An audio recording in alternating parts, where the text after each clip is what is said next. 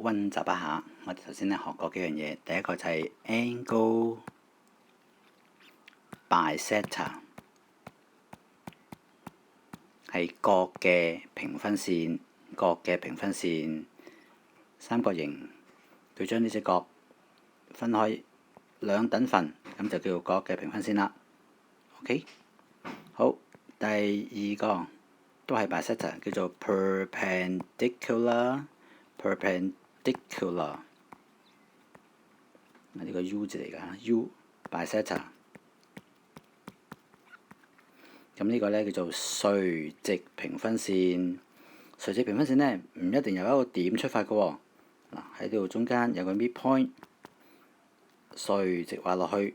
你留意呢，好特別嘅垂直平分線呢，未必通過三角形嘅啲角嘅，未必㗎。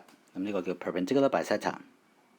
好，縮細佢，跟住第三個記唔記得係乜嘢啊？median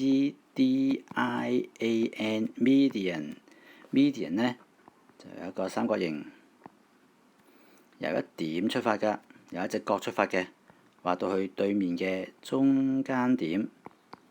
咁呢，呢個就叫 median 啦。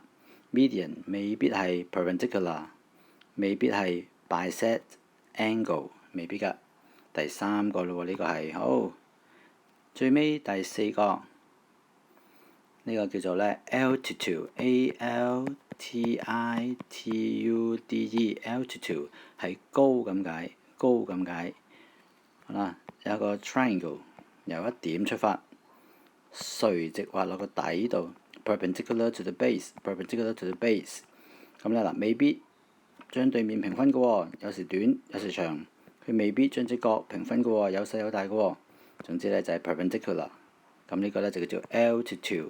嗱，咁有4個英文字，第一個、第二個、第三個、第四個，記住呢4種線啦，好重要㗎。